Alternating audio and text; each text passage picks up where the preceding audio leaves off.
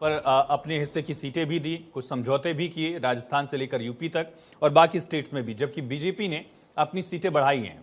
विस्तार किया है। क्या लड़ाई 2024 की इस लिहाज से, इस रणनीति के लिहाज से? देखिए, कांग्रेस का एक स्वर्णिम इतिहास रहा है। आजादी के बाद सत्ता पे कौन काबिज रहा है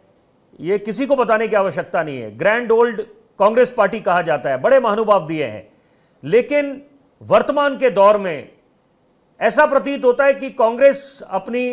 राह खो बैठी है और अच्छे सलाहकारों की उनको आवश्यकता है। हर एक मन से उनको जताया जा रहा है कि आप अपनी रणनीति में बदलाव लाएं, जनता की नब्ज को समझें, मुद्दों को समझें कि जमीनी हकीकत क्या है। लेकिन और इसके इतर अगर आप देखें, आम आदमी पार्टी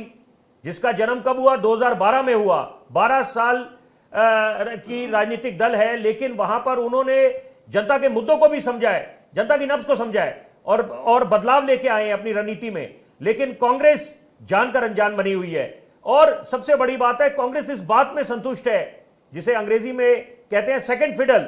और आप दिल्ली का उदाहरण लीजिए, जो राजधानी है, वहां पर लोकसभा और विधानसभा में शून्य में बैठी है,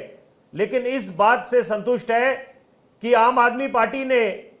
शिकस्त दी है भाजपा को। तो ये इस रणनीति से ऊपर उठना पड़ेगा कांग्रेस को, तभी आप दोबारा जनता के दिलों में अपनी जगह बना पाएंगे। तो जो सीट शेयरिंग को लेकर कुर्बानियां दी कांग्रेस ने, उसका कोई असर नहीं पड़ेगा लोकसभा चुनाव में क्या? नहीं, देखिए, अगर हम उत्तर प्रदेश की बात करें तो वहां पर भले ही 17 सीटें उनके हाथ लगी है, और क्योंकि यहां पर बहन मायावती ने अपनी राह अलग कर दी है और वो अकेले चुनाव लड़ रही हैं, तो और आरएलडी भाजपा के साथ चुनाव लड़ रही है, तो वहां पर ये बात अपने आप में इसके काफी मायने कि यहां पर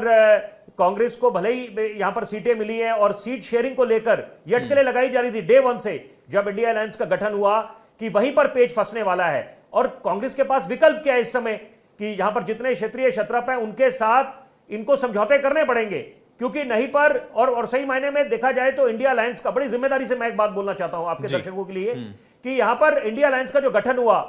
वो भी एक मजबूरी का गठबंधन था। और पूर्व प्रधानमंत्री डॉक्टर मनमोहन सिंह, जिनका पूरा देश सम्मान करता है, उन्होंने बड़ी एक एपिक स्टेटमेंट दी थी, कंपल्शन ऑफ कोलिशन, गठबंधन की मजबूरियां